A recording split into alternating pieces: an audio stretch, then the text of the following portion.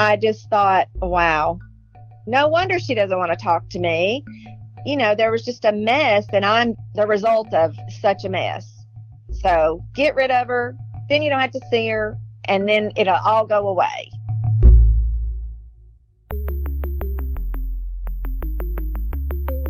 Who am I? Who am I? Who am I? Who am I? Who am I? Who am I? Who am I? This is Who Am I, Really? A podcast about adoptees that have located and connected with their biological family members. I'm Damon Davis, and on the show today is Shannon from Hazel Green, Alabama. Shannon stood out from her adoptive family in looks and some personality traits, so there was a natural curiosity about her birth family. She assumed she'd be able to locate them. Her whole story would be laid out with clear facts about her conception, and everything would make sense. Instead, Shannon found a birth mother who had very little recollection of that time in her life. She was given misleading information, and she spent many years in a reunion with the wrong guy. This is Shannon's journey. Shannon grew up feeling special and loved in her family, and she always knew she was adopted. Shannon's parents had had one biological son, but after years of trying to expand their family, they adopted her. She said her parents were very open with her about being adopted and their inability to conceive children. She recalled that 4 years after she was adopted, her youngest brother was adopted into the family too. My dad has always told me that I saved my mom's life because she wanted a baby so bad. She wanted another baby. And that has always been a comfort because my mom wasn't always the easiest mom. And as I'm an older person now, today's my 54th birthday. Oh, happy birthday. And knowing what my mom went through, she lost several babies, I understand that life hardened her. I understand that now. I didn't understand it when it wasn't easy times with my mother and I, but I get it now.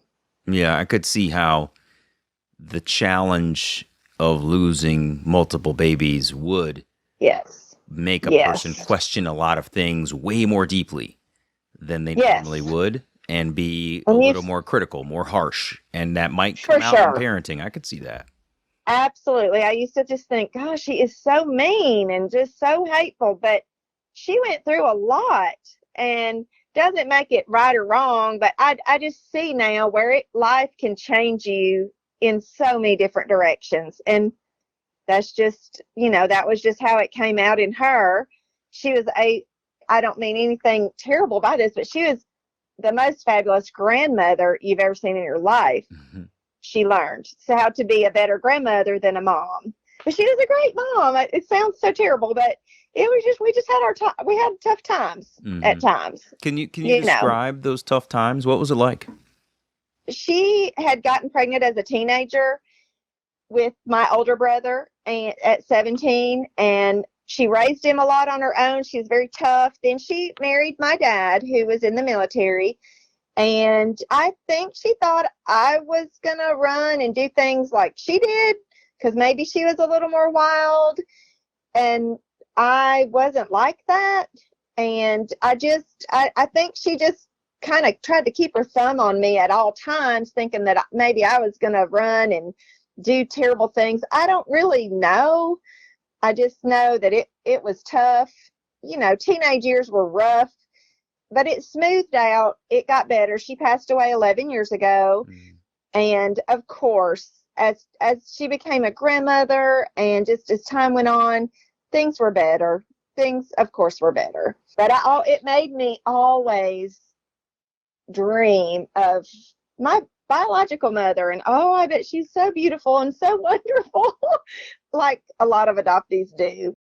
Shannon's adoptive father, a U.S. Army guy, was easygoing, playful, and imaginative. His military career took the family to different parts of the country and overseas, but that meant the family was often uprooted. To ease the challenges of frequent moves, Shannon's dad kept things fun and light because most of the time, it was just the 5 of them in the family navigating life together. While she had a wonderful childhood and experienced things that kids who grow up in one place don't get to, She still wondered about who she came from, where they were, and what the reasons were for her adoption. My adoptive mother, she comes from a family that everybody looks alike. They all look alike, all the cousins, everything. And I stuck out like a sore thumb. I wanted that so bad for some reason. I don't know why. You want to connect with somebody, I guess. Yeah. I was having this discussion recently about mirroring and how it becomes so important for us. And I made the analogy to, if you walked into a room and, I'm a black guy, you're a white woman, and you are the only person of your type in that room. Black guy walks into a room full of white people. White woman walks into a room full of black people. You are automatically like singled out as looking differently. And the mirroring becomes very prevalent in your thought process of how different you are from folks. You can see that same thing happening when you are in just your family, where there's only 5 of you. You're bouncing all over the world together. You're constantly together. Yet if you're mirroring, be it personality or physical traits or what have you, don't match up with the people you're around, it can be very magnifying to recognize like, oh, I am pretty different from these folks, I'm very different. I was a more bubbly, I liked fun. My mom was just kind of I don't know how to describe it, just an angry person. And like I said, life threw a lot of hardballs to her, and it just shaped her personality, I guess, with health issues. And I think it just changed her maybe from when she was younger. I don't really know, but she just, maybe that was just how she handled it. I'll never know, because we've never were able to just absolutely talk about it. There's so many things now that I can think. I stay in my thoughts a lot about things and try to pick it all apart. I think a lot of people do that. Referring to her physical differences from her adoptive family, Shannon said she's a tall, very blonde woman, contrary to her mom's family, who was rather short. Shannon said she's taller than both of her adopted grandfathers. It's not even that big a deal, but it was when you're a little kid and you see this whole family and oh my goodness, they're all together and they all look alike. And I would just be like, well, here I am. I don't even fit in anywhere. Nobody ever implied that or said that. That was all just me. I wanted somebody that when they looked at me, they knew who I belonged to. When I have 3 children, and the joke is, because all 3 of my children have natural blonde hair also, and I prayed so hard when I was expecting my children that everyone would know they're my children, and 100% everybody knows, because they just say they look, like me and not like my husband. So I love it. It's what I always wanted. That's funny. I'm sure your husband said, could you have just prayed for one of them to look like me, please? Yeah. I mean, God, did you have to take them all? We say, you didn't pray hard enough. You didn't care. I did.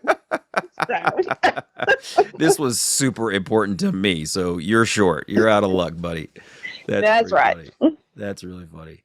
How did you and your siblings get along? We have always been very close, because they were my playmate. That's all we had. When you move from city to city to country, you just have the 5 of you. We didn't grow up in the traditional go to your grandma's every Sunday, and we saw our grandparents and we loved our grandparents, but it was more like every Sunday night at 9:00 when the rates go down, we get to talk to grandmother or grandma and whatever, because we lived all over and we just had each other. Mm-hmm. And so, good times, bad times, hard times, fun times, we just had each other. And until you get settled in, and then you go to your new school and you make new friends, and then you just, roll with life. But then you pack up, and as the Army does, my dad, we were stationed in 19 different places by the time I was in the 10th grade. And I never went to a school for a whole year until I was in the 10th grade. And I got to finish high school here in Hazel Green. Shannon's family lived in Georgia, Minnesota, Texas, Kansas, Colorado, and Germany. But when the family landed in Alabama when she was in the 9th grade, Shannon said she didn't want to move anywhere else. It was a very fun childhood, but Shannon admitted she longed for the stability of a place where they could settle. When she put down roots in Alabama, she truly found her home. And I would go places and I would look at people everywhere we went and just wonder about people and think maybe they were there. And then when we did settle here, and it's insane because I was adopted in Columbus, Georgia, and my biological family on both sides is from Alabama. Is that right? And That's crazy. Yes, it was really crazy. I couldn't believe it. That is so interesting. I circled back around and made it back, you know. That's funny. Well, before we get to that, though, I am interested in one little piece, which is you've said that you were moving around and felt unsettled. And you've also said that you didn't look like anybody in your family. And my sense is that to some degree was mildly unsettling as well. Was there a conflation of those two things a challenge at all for you? No, because being a kid, it was always in the back of my mind, always. I hear a lot of people that are not that interested and it's not a big deal. I think from the minute that I really was big enough to really know what happened, I just wanted to know. But I wanted that. I guess I thought that if I knew that, then I would have that sense of, even though I had a family and it was what it wasn't like I thought that it would be better if I had my own family. I didn't express that to my mom and dad because I was afraid I would get in trouble or I would hurt them. I don't know why I thought I would get in trouble, but just as a kid, I just thought, I can't tell that. But I always thought it. Always. Really interesting.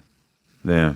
I just wanted that feeling of home. And I just thought, if I'm with my people, it's going to be better. Even though my people were my adopted family, I don't know why I'm like that, because there are a lot of people that could care less. But yeah, you're right. I think, listen, I might not be right about this, but I think there are a lot of people that say they could care less, but care more than probably even they realize. And I say that because, and you've been through this in reunion probably, and we'll get to your reunion journey in a moment, but my experience was that in finding my biological mother and my biological father separately, I felt a sense of satisfied curiosity that was even deeper than I realized was there. And I was one of those people that always said I didn't care about searching. I said that for 36 years. Well, for whatever. And, I said that for 30 years. And so I agree with that completely. I think that a lot of adoptees are, we use the term in the fog, and that's fine. It's perfectly cool for you to be right where you are, not necessarily thinking hardcore about digging in on a massive global search for your people. You just might not be there yet. But I do believe that there are a lot of people who have a deeper seated curiosity than they're able to put their finger on.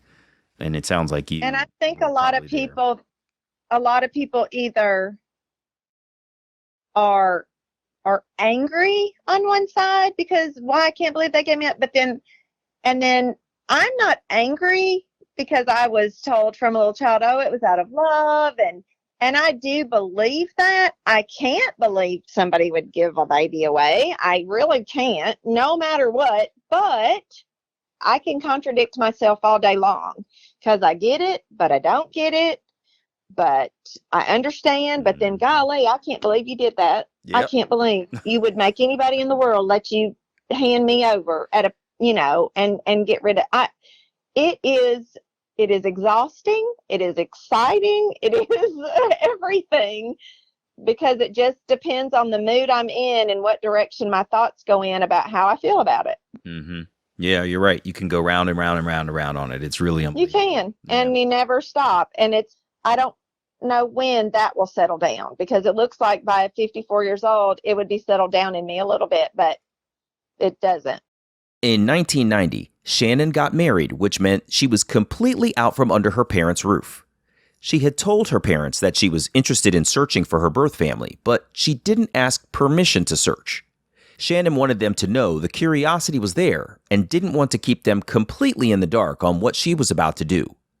In the fall of 1991, she decided to jump in and see what she could find. At Christmas, her job gave the employees bonuses, so Shannon decided she would use hers to hire a private investigator in Atlanta, Georgia, a person who dealt with the state's birth certificates and who could access her records. When the man accessed her file, there was no birth certificate or anything, only an envelope with an address. So I called the post office of this address in this town in Alabama. I called the post office and gave this address, and the man said, "Oh, yeah, that is, Buster and Naomi. They live right over there down the road, and yeah, that's them." I couldn't believe it. I could not believe it. When you used to call information, I called, Valley, Alabama information, and I got my grandparents' phone number, and I called her, and I said, my name was Shannon, and I was born in March 1968, and she just started crying. She said, "I've been waiting for this call. I am so glad you called." And just a precious little grandmother, just precious. How did that feel to hear her say that over the phone? Oh my goodness. I cannot even describe her saying that when I was born, I guess they, I stayed in the hospital or whatever. And she said, when we were walking down the hall to take you to the lawyer, I held you so tight and hugged you so tight that it would last until you came back to me. And oh my goodness, it melted me. That's all I'd wanted to hear somebody say, something like that forever. That is the sweetest thing. Oh my gosh. What an incredible thing to tell somebody in the first call. That's crazy. Yes. She was just such a precious little lady. Wow. So we had a good, I guess, about a year and a half, and she got sick and passed in September of 92. So, I was so thankful. We talked every day, every single day. Wow. And she sent me little packages of things she'd made, and it was everything that I could have dreamed of. That's incredible. What else did she tell you in that first call? She had told me that my grandfather was mainly the reason that I was given up, that it was just, it was 1967. My biological mother was, just finished her junior year, fixing to go into her senior year of high school.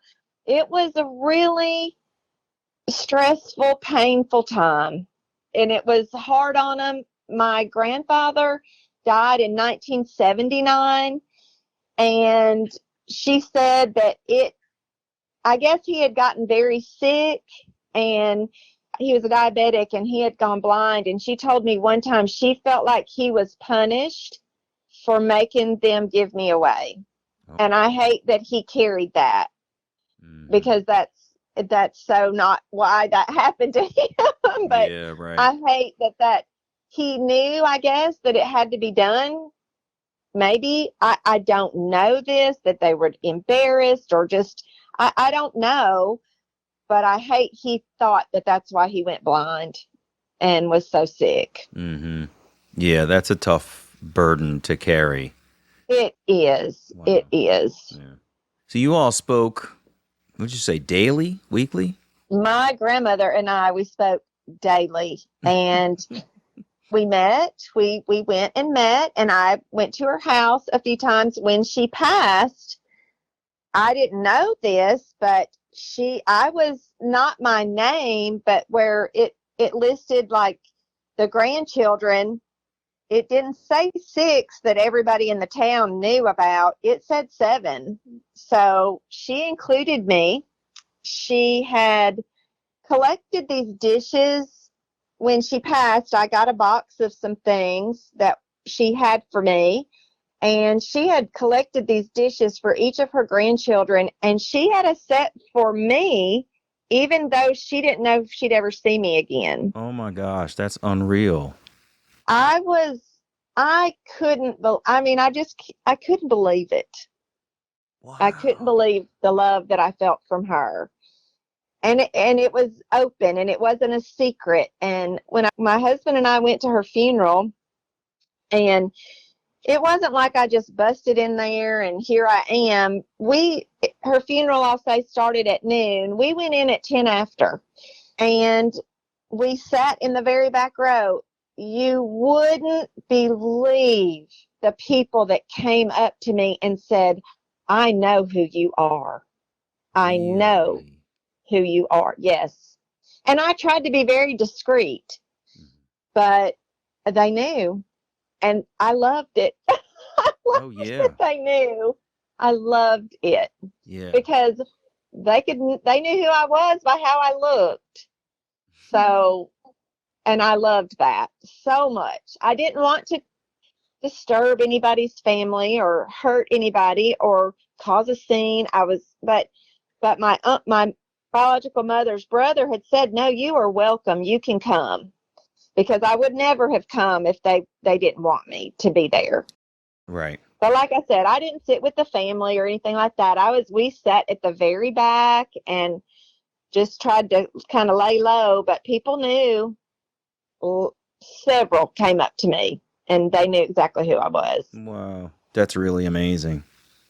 How cool that you were able, one, to be included in the count of grandchildren, yes, right? But two, that she thoughtfully put together packages for every single person, including you. Dishes, dishes is not an easy thing to continue hold on to for years. Right. That's 7 exactly sets right. of different. Her sisters all were thrilled about me. Some of them came to visit me. It was fantastic.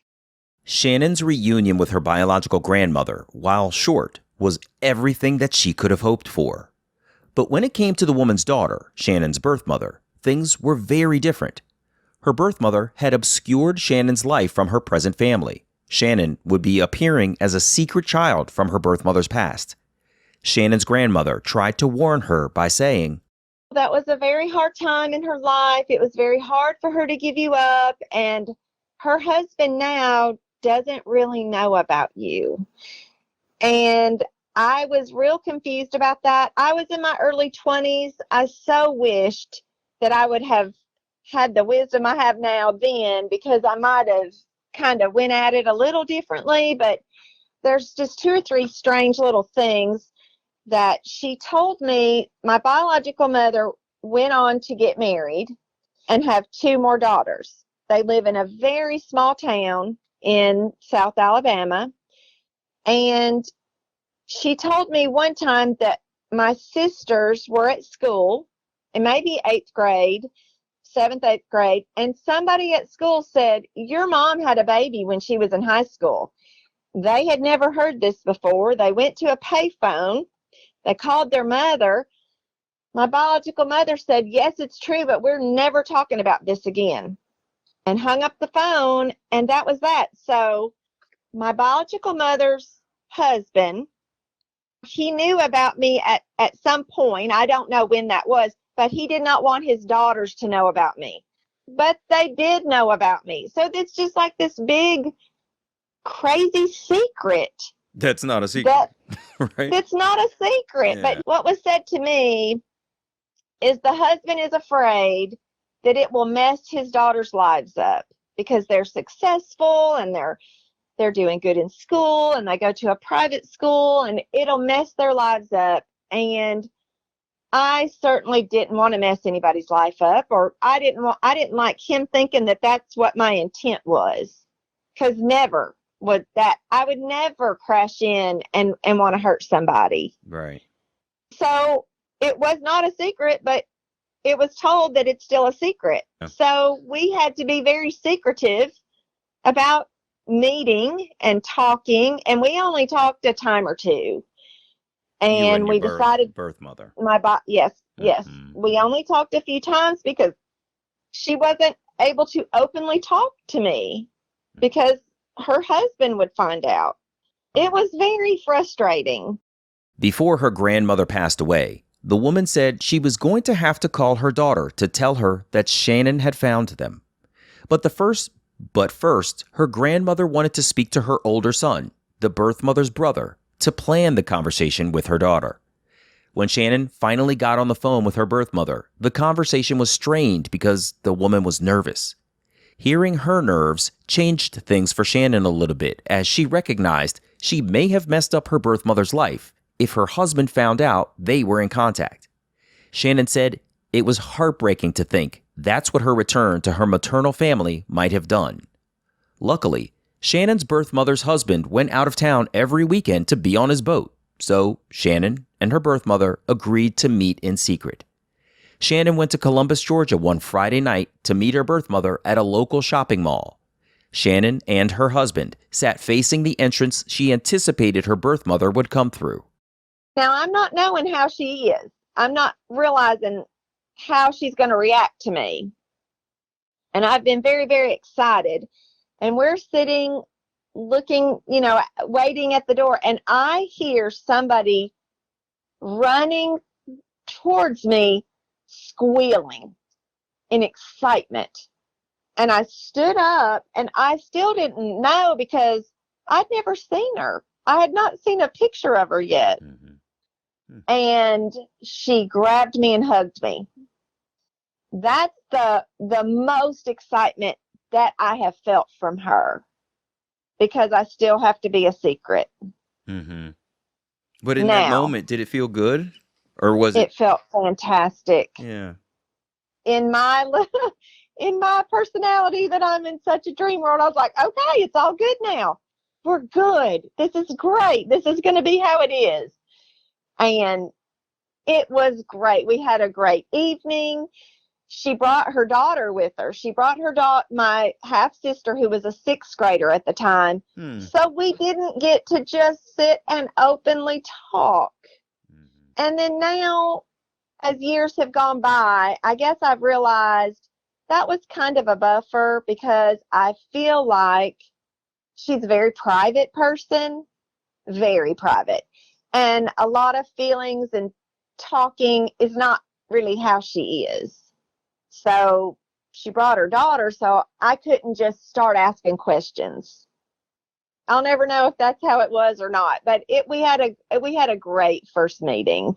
But it was just like we were these friends, because we couldn't talk about anything. Yeah, that's which kind was of what the I whole was wondering. purpose of it. Yeah, I was sort of thinking, with a 6th grader there, if yeah. you ever tell a child, don't tell anybody this, that's the first thing they're going to do. So, Go clearly, tell somebody. She didn't know that you were her sister either, did she? I don't think so. I think it was she was the younger sister, so I think it was the older sister that somebody had mentioned to at school. Right. And in fact, I reached out today, just this morning, to a cousin that, she told me happy birthday on Facebook. And I reached out to her and I said, I would like to talk to somebody that knows about me. And she said that because her aunt is so private, she said, we've never discussed. She said, I know about you. And I know about you were adopted, but I don't know anything. And it's never been mentioned. Wow. So I'm still a secret all these years later, and it's ridiculous. Yeah. I mean, wow. It's a secret to one person, but it's not to everybody in the room. There's only this one person that doesn't know everybody knows. It's really doesn't make any sense. Yeah. I think, though, sometimes, not always, when someone has buried something deeply and had that burial sort of either forced or corroborated by their spouse, i.e. your birth mother's husband, and she's kept this secret like ever since that call in high school when your middle Yes. sister said we'll never speak about this again, like that just turns the lock tighter, on Yes, the she secret, obeyed, and they never talked about it again. right? And so I think when you continue to commit to secrecy in that way, it can be really hard to make a U-turn no matter what the circumstances are, I'm betting, right? And so I can think see so, how it's probably too. really challenging for her to open back up. It's unfortunate because, as you've said, everybody knows, so there's nothing really to hide from anymore because it's all out there. Yet she can't sort of turn it around in her own mind, it sounds like. And then when I've talked, I have not like physically spoken to her in 2 years, like on the phone. We text and we are friends on Facebook, but we haven't, just had a conversation. I guess I cannot understand because I have not buried something so deep that I just put it out of my mind. And I understand that people do that sometimes, that have to. It's a coping mechanism. Mm-hmm. But she doesn't remember anything. I mean, she remembers nothing, she says. When I ask her stuff, she's, I don't know. I can't remember. I don't get that. When they first met, Shannon and her birth mother wrote letters back and forth. When Shannon asked who her birth father was, the woman gave her a man's name, which Shannon was happy to finally have. She took the guy's name and address and started searching, the same way she had done on the quest to find her maternal family. When she located the man, he had more information about those days when Shannon was conceived than her birth mother could recall. The couple had dated a while, but he was married with children. And then I was born. So in my mind, for all these years, I had thought he had 3 children in about 2.5 years with 2 different women. I didn't, it was awful. I really didn't think my story would be like that. I thought it would be a little nicer than that. Mm-hmm. Then that's when I took the turn of, well, I've messed people's lives up, and I went, that got me for a while. What made you feel that you had messed up people's lives? Well, I knew that this man was married with a child and his wife expecting, and then now this young girl has a child. My uncle told me that, it was just awful. They had gone after the guy at his job, and they were ready to, just kill him, I think. It was just like a disaster when it all came out that my biological mother was expecting a baby. So I was like, oh my goodness, she's a high school girl. This man cheated on his wife, and then here I am. And I was like, wow. No wonder. But what part of that is your fault? None. But when I found it all out as a early 20-something, I just thought, wow, no wonder she doesn't want to talk to me. There was just a mess, and I'm the result of such a mess. So get rid of her, then you don't have to see her, and then it'll all go away. That's just how I felt at the time. Yeah, but I didn't know the whole story, and there is a big twist in all of this. At one point during her paternal family reunion, Shannon and her adoptive parents were planning a vacation that would take them right past her biological father's home. Shannon's adoptive parents drove down ahead of her and stopped to meet her biological father. Then, when Shannon hit the road, she stopped to meet the man at his home as well. Their relationship was cordial, with periodic phone calls every few months over a 28-year period.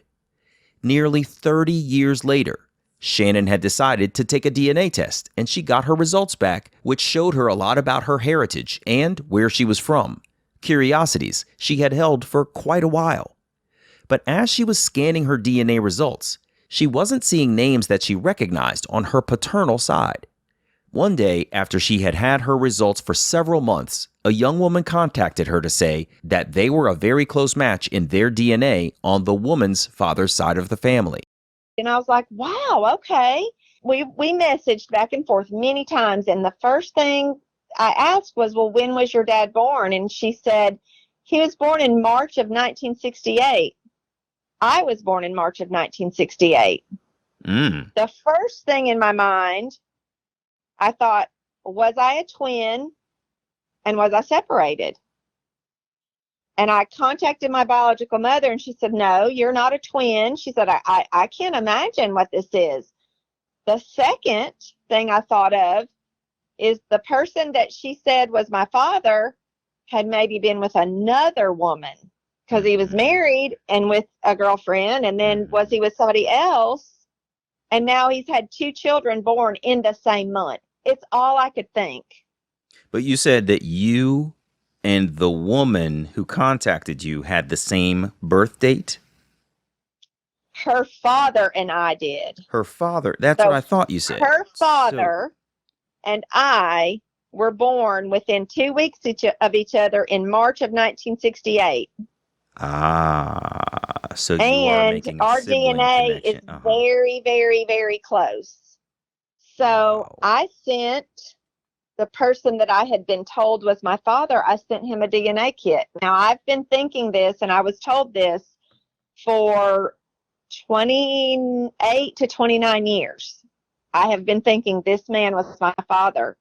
And he did a DNA test, and he is not my father. Oh my gosh. Wow. Nearly At 30 all. years of a relationship with this dude. That's crazy. Yes. Oh my gosh. Not him. So tell me about this time when you figure out, like, he's done his DNA test and you don't match up. What did you feel when you found that? I was in shock. I thought, what on earth? What in the world? And when I messaged my biological mother, she's like, I don't know. I don't know. She said, I'm going to have to think. I'm going to have to think and try to remember. And this was Thanksgiving Day. I got the call from him because he got his test results back, I guess, the day before Thanksgiving. And he said, his daughter called me and said, we are in no relation to you. My husband says now, I knew it all along, but he'd have never said that to me, because he said he knew it helped me feel more complete knowing. Oh yeah, he said, I just never in my life. He said, I just couldn't believe it was him. They did date, and he cared a lot about her, but I was not his child. All of this went down in 2019. What Shannon thought was true, that she had found her birth father, was a mistaken relationship nearly 3 decades long. When her DNA results were returned, her mind reeled with thoughts from possibly being a separated twin to who this mystery family was that she had such a close DNA relation to. Her birth mother, who was already short on details about the first guy, was now in the dark about who the second guy could be. Her memory had faded with her intentional burial of those years of her life. Shannon tried to think about what her relation could be to this man, born only 2 weeks away from her own birthday. They could be cousins or half-siblings, but he apparently didn't know anything either because he was also adopted. One Sunday afternoon in January of 2020, Shannon was watching TV when she gets a Facebook message from a man who said he gave his girlfriend an Ancestry DNA kit for her birthday, and her results showed Shannon was a close connection. The guy messaging Shannon was the boyfriend of the woman who connected with Shannon on Ancestry DNA, the woman whose father was born only 2 weeks from Shannon's birthday. The boyfriend who wrote the Facebook message told Shannon that his girlfriend wasn't super interested in their relationship, so he kept his girlfriend's identity private, leaving Shannon to contact her birth mother again to try to jog her memory. Still, her birth mother couldn't remember a thing. Well, then, about the end of the month, the man that had messaged me said, would you like to see a picture of your father? And I said, I would love to. He said, I can't tell you his name. And I said, okay, I want to see a picture. That's fine. He sent me a picture of him when he was about 20 years old. My middle son is about a spitting image of him. That must have been so I wild to see that. I could not believe it. Mm. So the first thing I did was send it to my biological mother, and I said, could this be him? And she said, yes, and here's his name. She just said it. And I thought, how has she seen pictures of my kids all these years and not recognized it? Oh, good point. That's a really good point. Wow. I wish I could show you the two pictures. You would not believe it. I sent the picture of my biological father to my sister-in-law, and she literally replied, why do you have that black and white picture of Seth, which is my middle son's name? I said, it's not Seth. It is my biological father. I mean, nobody could believe it. I would just show the picture to people, and I'd say, look, who do you think this is? And they're like, it's Seth. And I said, no, it's not. Because, of course, I want to see it. Of course, I want to see the resemblance. Sure. But I would show random people that knew my family. And they'd all say, it looks just like Seth. Who is that? It was amazing. It is uncanny. Unbelievable. So when I did get back with my biological mother, and I said, can I send you a picture? Because she just wouldn't. I don't want to say wouldn't come forth with the information. Maybe she couldn't. I mean, I have to be more compassionate to know that this was painful and it was buried so deep. It was a one date thing. And I'm sure a lot of embarrassment, and I don't know the whole story yet. I just know she's ashamed because it wasn't a relationship. She hasn't come forth to just say the whole story because she says she can't remember. She just knows they went out. Everybody wanted to go out with this guy, and he wanted to go out with her. He was so handsome. He was older, but then she got pregnant, but she had already started dating this other fella and thought that I was the other fella's. Shannon couldn't find the birth father Mike's contact information, but she was able to find his brother. She called her uncle at work and shared that her mother was a friend of Mike's from high school. But Shannon's uncle kept questioning her about why she was trying to connect her mom and Mike after all these years. And well, why exactly do you want to get in touch with Mike? And I finally just said, my mom, they were friends from school, and I was just trying to get in touch. My uncle, who is apparently a very big cut up, he said, well, hell, I thought you were going to tell me you were his kid or something. And I was silent. I said, well, actually, I have been told that is in fact who I am. And he laughed and he thought that was so funny. And I told him kind of what had happened. And he said, well, instead of me giving his number to you, he's older and he's had health issues. Can I go and talk to him and give him your number? And I said, however it needs to be handled. Well, so my biological father, Mike, my phone rang in a little bit, and he said, so I have been told that you think, you're my daughter. And I said, yes. And he said, well, no, I don't know your biological mother. I don't know her. I don't know anything about it. And I said, you don't know her? You truly? Because I thought I had been taken down another, crazy path things weren't right. And it got very silent, and he came back and he said, no, it's true. Yeah, it's me. It's me. I think he just didn't believe it because he tells me all the time, I just never knew. I never knew. And I've had to reassure him that it's okay. It's okay. I'm not mad at you. I'm not upset with you. It's okay. I just wanted to know the truth. But he never knew, so he doesn't know a story to tell me of anything because he doesn't remember either. He, I think, went out with a lot of girls. So, yeah, he's a very handsome fella. Handsome young guy. Handsome fella.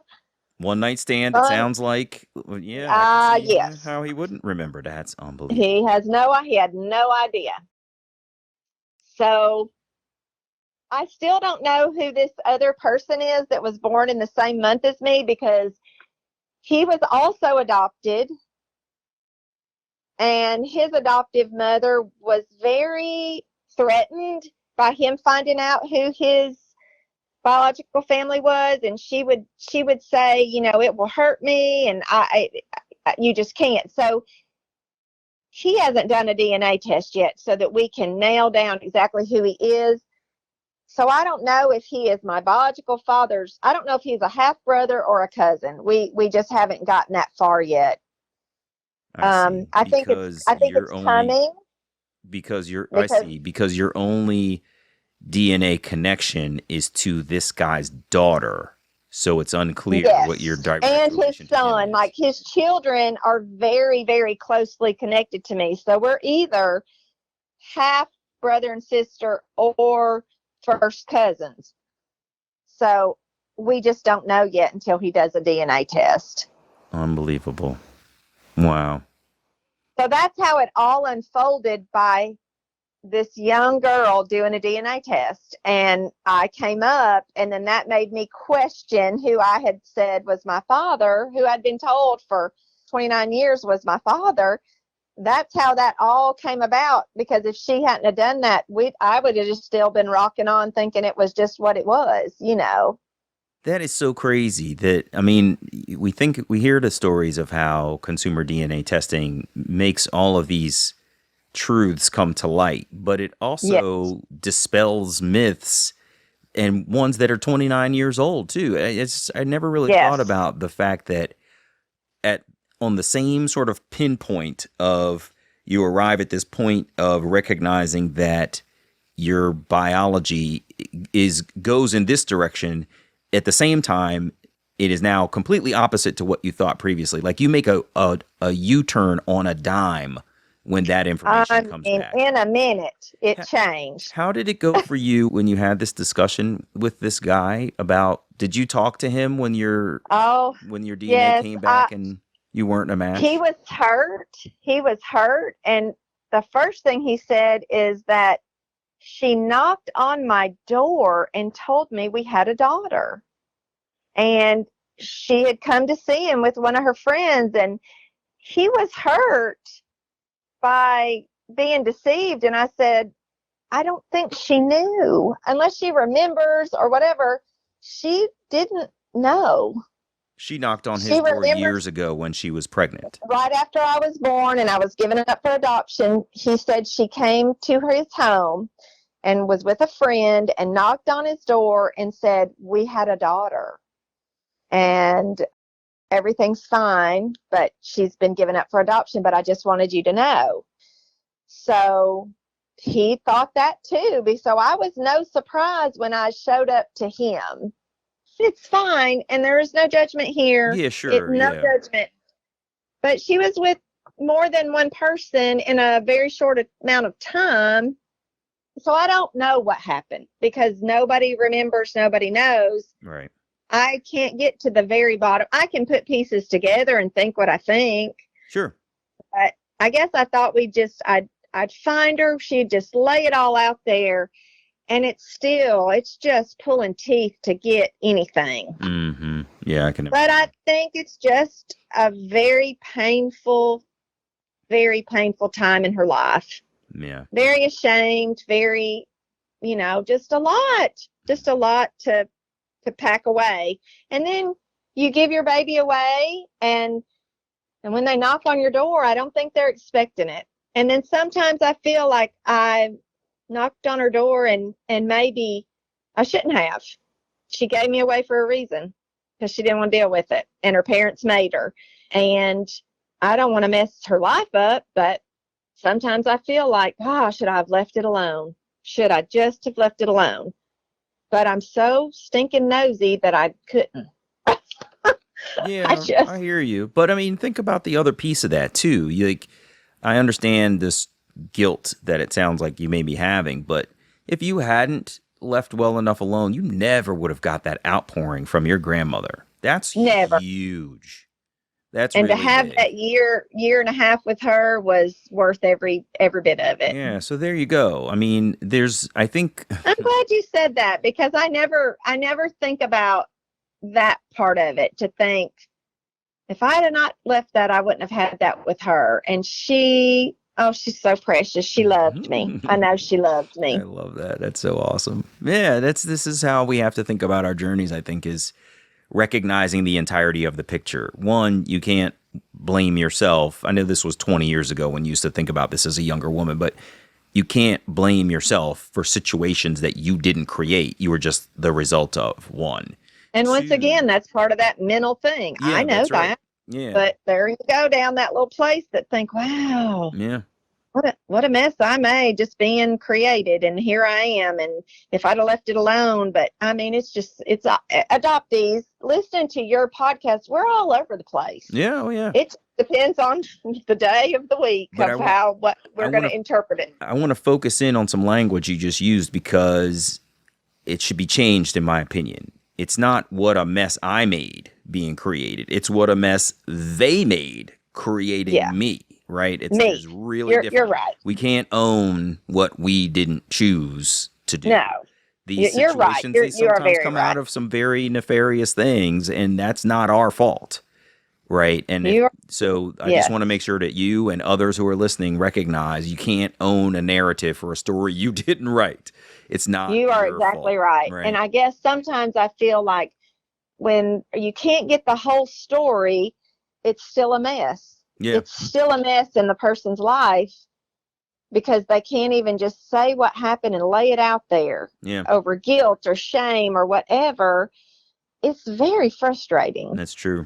It's true. The second thing I would love to just make sure you and others focus on is the entirety of the journey. And we just talked about this, but I just want to underscore it for a moment. There's the sort of heartbreak of finding out that this person is not your biological father. And there's the heartbreak of the secrecy that your biological mother won't sort of openly acknowledge you while everybody else is able to. But there's also this amazingness that comes from having ever gone on the journey. You met this grandmother who loves you dearly. You have ended up on this journey discovering this biological connection where someone secretly in the background is passing you notes that has led you to your true biological father. So like there's these ebbs and flows to the thing. There's these peaks and valleys that you absolutely can't sort of calculate. You can't predict them, but you have to be thankful for the peaks and just, acknowledge and find your way through the valleys. Yeah. 100%. The journey that it has been, the ups and downs and ebbs and flows, it's been worth it. Good. It's been absolutely worth it. Shannon told me she hasn't shared very much of her reunion journey with her adoptive family. Her dad had been sick, so it was a sensitive time. Shannon showed a picture of her biological father to her dad, and he just kind of went with it, saying, yeah, I guess I can see it, but not expressing support. So Shannon doesn't talk about things much. I don't feel good. I just don't feel great about throwing it out there. I've never taken my children around any of my biological family. Mm-hmm. They've not met anybody. I just couldn't do that to my parents. It's just been me, and I've shared completely everything with my children. And I have several cheerleaders in the background that are close friends that I tell them every bit of it, but I have not felt good about just sharing with my adoptive family. I don't know. I don't know. I mean, I guess they know that I found them, but they don't know it's as big a deal as it is to me, if that makes any sense. It does, because I'm sure, you've heard the stories before. There's a challenge to trying to figure out how hurt they're going to be, and they may be trying to figure out how much they even want to know. And I know. There's probably a little bit of discussion on their side, like, well, when she's ready to tell us, she will. You know what I mean? Or, right. It could, some people, and I'm not saying your folks are like this, but there's a lot of folks who want to bury their head in the sand and say, if she hasn't said anything, I'm not saying anything, and I'm perfectly fine. That's 100%. That right there. That's you. You hit the nail on the head right there. I just think that they don't want to talk to me about it. We just pretend it doesn't happen, I guess. Mm-hmm. I don't really know. I just don't think that they know it's as big a deal to me as it is. And so I just don't go there with them. Yeah. Have you shared with your brother who is also adopted? No, he's not interested at all in his opinion, he doesn't have a good opinion of the person that gave him up for adoption. He feels very like that was a terrible woman and she made terrible choices. And even though I've tried, I'm the optimistic one. And I'm like, you have no idea what her story is and why she would have done that. What if, her father or her boyfriend was going to kill you when you were born or whatever? He doesn't care. He's like, you don't give your kids up. He's just hard-headed. Yeah. And I want him to do a DNA test so bad. And I've tried to talk my sister-in-law into just get him a DNA kit and just let him do it just for the health reasons. But he is not interested at all at this point. And listen, don't push it. Because listen, he may not get anywhere near the fulfillment that you've gotten out of your journey. And then you will have been on the side of pressuring him into this. So you just kind of have to let it go. Like, this is his own thing to live. And if you pressure him into something he doesn't want to do, just like your kids, it'll make them do on something they don't want to do. And then it doesn't work out for them. They're like, see, I told you. And you feel like an idiot. So just, I hear you, but let it go. The relative that we matched on the DNA matches that is real close related to me with the birthday in March also, his biggest issue of not doing a test is his adoptive father left them and rejected him. He is very terrified of the rejection. Mm-hmm. And sometimes I think about my brother that maybe he feels somewhere deep down in there that he would be rejected again, also. Certainly. So I'm sure he knows that I have found my brother. I'm sure he knows I've done this. But if he ever wants to know, I feel like he would come to me for help because, like, hey, how'd you do that? But the last time I talked to him or his wife about it, he has no interest at all. Mm-hmm. None. Yeah. I can understand that, but that's just, That's right. Just not interested. That's him. Appropriate that the dog would bark, because I was going to say, let the sleeping dog lie, or otherwise. Yeah. Right? I opened Pandora's box, so, and I'm just glad I did. Because I still have a lot of questions. I wish we could just sit down and it just gets laid out there so I know. But I don't know if that'll ever happen. And I just have to appreciate what I do know. Mm-hmm. That's right. Well, Shannon, thank you so much for taking time. I really appreciate you opening up here for other adoptees to hear. You may not be able to talk about it with your family, and you may not have all the answers you want, but I'm sure other adoptees are so happy that you are able to open up and share a piece of your story, because elements of it will resonate with them. And I'm just grateful to you for being open to talking. Well, I appreciate you so much. I love your podcast. I love listening to everybody's stories. I put my AirPods in and I just listen away every day. I cannot wait for the next season to come out because I've listened to every episode. So, for 9 seasons. I'm looking for the next season too. It's going to be really good. Every adoptee story is just so fascinating. I wish I could tell them all. I'm so grateful to all the other podcasters and creators out there who are telling stories too, because there's so many to be told. There's so many stories and so much to learn from this experience. And we're in a rich time right now of getting this information out here. So thank you for being here with us. I really appreciate you, Shannon. Take care, okay? Thank you. You too. Right. Thank you. See you later. Get it. Bye-bye. Bye. Hey, it's me. Shannon grew up loved, but feeling out of place in her adoptive family.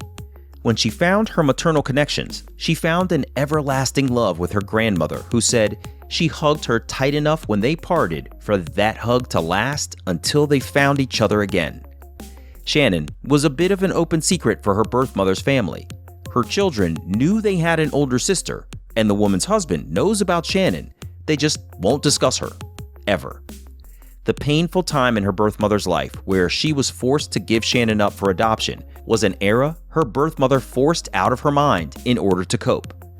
For 28 years, Shannon was in reunion with a man who was not her birth father until DNA proved he was not the fella Shannon was looking for. I'm wishing Shannon luck in eventually getting an answer to the mystery of who the man was born within 2 weeks of her own birthday. I'm Damon Davis, and I hope you found something in Shannon's journey that inspired you, validates your feelings about wanting to search, or motivates you to have the strength along your journey to learn, who am I, really?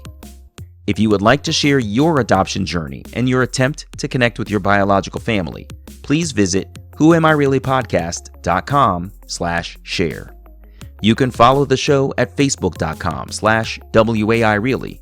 If the show is meaningful to you, you can support me with a contribution to keep it going on patreon.com/WAIReally.